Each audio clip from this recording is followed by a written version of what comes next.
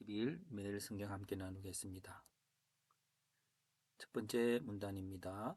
대제사장들과 바리새인들은 예수님을 어떻게 해야 한다고 말합니다. 왜냐하면 예수님께서 많은 표적을 행함으로 그를 그대로 두면 모든 사람이 그를 믿게 되고 로마인들이 우리 땅과 민족을 빼앗아 갈 것이므로. 이제 두 번째, 대제사장 중 한 사람인 가야바는 한 사람이 백성을 위해 죽어 온 민족이 망하지 않는 것이 유익하다고 말했습니다.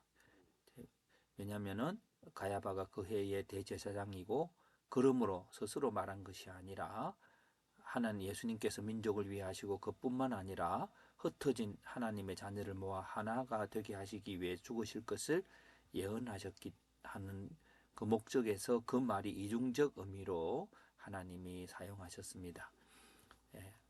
그래서 예수님께서 유대인 가운데 드러나게 다니지 않고 빈들 가운데 가까운 에브라임에서 제자들과 함께 머물게 됐는데요. 왜냐하면은 대제사장이 말한 이후로 그들이 예수를 모의하려고 죽이려고 모의하기 때문입니다. 6월절에 예루살렘에 온 사람들이 예수님께서 명절에 왔는지 궁금해했는데요. 왜냐하면 대제사장들과 바리새인들이 예수가 있는 곳을 알면 신고하라고 하므로 예수가 명절에 오지 않았을 것이라고 생각합니다. 한 문장 요약입니다. 대제사장 중 한 사람인 가야바는 한 사람이 백성을 위해 죽어 온 민족이 망하지 않는 것이 유익하다고 말하였으므로 그때부터 예수를 죽이려고 모였습니다. 대제사장 중 한 사람이라고 하는 것보다 그의 그가 책임을 져야 하는 대제사장, 그가 이제 책임자가 되는 그 대제사장이죠. 자, 주제는 예수를 죽이려는 사람들, 죽이려는 자, 죽이려는 이유, 죽이려는 방법, 그 사람들로 인한 예수님의 반응, 또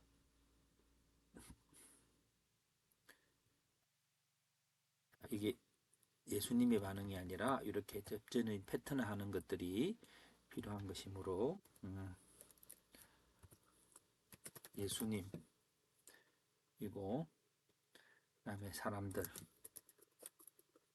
예수님께서 예루살렘에 오지 않을 수 있다고 서로 대화함 이렇게까지 되죠. 그래서 죽이려는 이유는 많은 표적을 행했습니다. 근데 모든 사람이 예수를 믿게 되고 로마 사람이 유대인의 땅과 사람을 빼앗아 갈 것이므로 그리고 대제사장 가야바의 말에 의해서 한 사람이 죽어서 민족이 망하지 않게 되는 게 좋다고 그렇게 했습니다. 죽이려는 방법은 신고하라고 했고 사람들의 반응은 예수님은 이제 에브라임 동네에 머무시고 있었습니다. 사람들은 이런 소문이 돌기 때문에 예수님이 오셨는지 안 오셨는지 찾고 있었습니다. 우리들은 지금 시대는 인공지능 시대이고 생각을 많이 확장할 수 있습니다. 여기서 생각의 확장이란 생각의 기초가 먼저 필요할 것입니다. 저는 세 가지로 한번 생각해 봅니다. 예수님께서 표적을 행하심으로 로마인들이 자기들을 잡아간다고 생각하게 된 근거는 무엇일까? 그렇게 한번 인공지능에 물어봤습니다. 재미나이죠.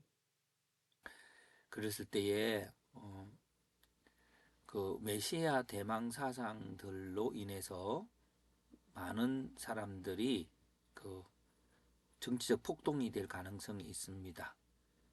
그래서 그들은 메시아를 바라보고 밀란을 일으킬 수 있으므로 예수님을 거짓 메시아라고 생각을 하는 거죠. 그래서 오히려 로마가 개입할 가능성이 많다고 하는 것입니다. 그러나 그 배경에는 정치적 기득권을 유지하기 위해서 메시아가 필요하지 않은 거죠. 그리고 이전에 가짜 메시아 사례가 있었습니다. 그래서 1번과 1, 요게 1번과 3번은 함께 묶어져야 되고 2번은 따로 묶어져야 되는 거죠. 저희들이 인공지능을 사용하면서 흩어져 있는 이 주제들을 다시 묶고 다시 핵심을 찾아보는 게 중요할 것 같습니다. 네. 다시 글로 돌아가면 두 번째, 대제사장의 일을 통해서 하나님께서 일을 하셨습니다. 그리고 첫 번째, 거기서 우리의 생각들을,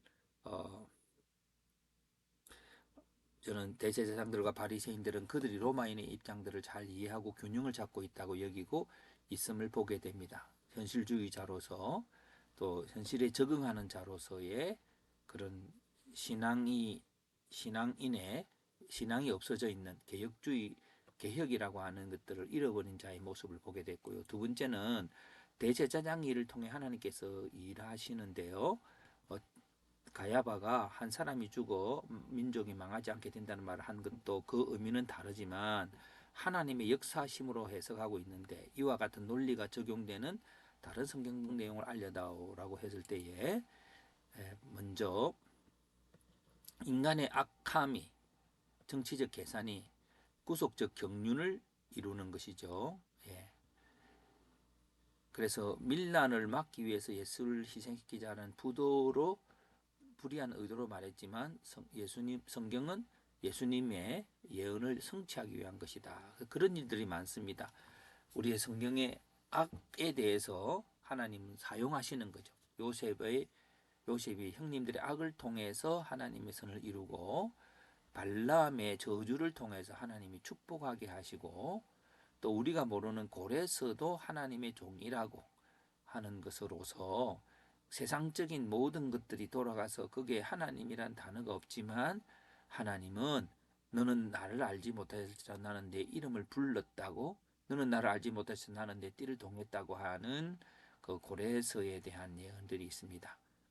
그래 가장 큰 것으로서는 가론 유다와 또 빌라도의 손길이겠지요. 하나님께서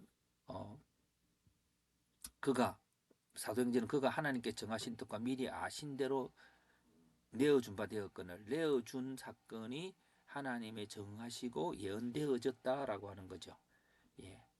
그래서 바울은 또 말하기를, 바울이 감옥에 갇혀서 많은 사람들이 시기심으로 이제 내가 바울만큼 더 하나님 일을 해서 인기를 얻어야 되겠다, 하나님 역사를 이루어야 되겠다라고 하는 것으로 바울은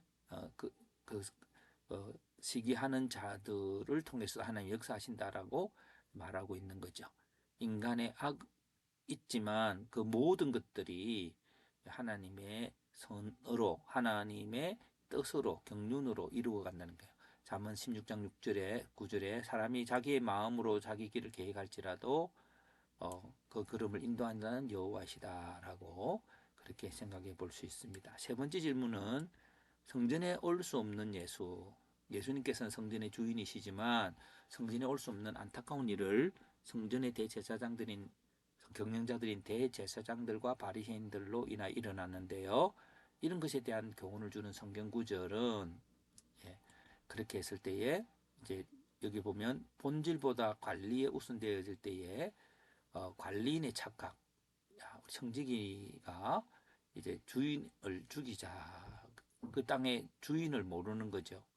자기 땅에 오매 자기 백성이 영접하지 않았고 결국은 건축자의 버린 돌이라고 하는 것으로서 주님이 역사하십니다.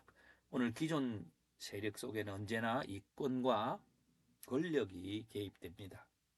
그러나 예수님께서는 또 하나님은 권력이 아니라 가치로 부딪히기 때문에 기존 권력들이 힘으로 작동되는 권력 속에서 뛰쳐나가게 되고 버려질 수 있습니다. 그러나 그 본질을 붙들 때에 그것이 하나님의 놀라운 역사로 이루어져 간다는 것이 우리의 모든 교훈이라고 여겨집니다. 그래서 여기에서 또 적용해 보는 것은 교회의 여러 가지 갈등 속에서도 하나님께서 그의 일을 하심을 믿게 된다.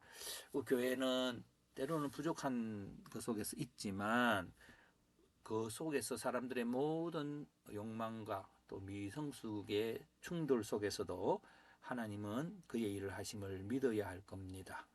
믿는 자들은 주님에 대한 복음과 그 본질의 균형을 잡고 있는 자가 그 일을 하게 될 것입니다. 오늘 이렇게 인공지능을 좀 많이 사용해 보는 것은 결국 오늘 우리들에게 이렇게 질문할 수 있는 질문들을 인공지능이 확장시켜 주고 결국 여기에서 각자가 좀 더 오늘 이런 적용점처럼 확장할 수 있도록 우리가 좋은 시대를 만났다고 생각합니다.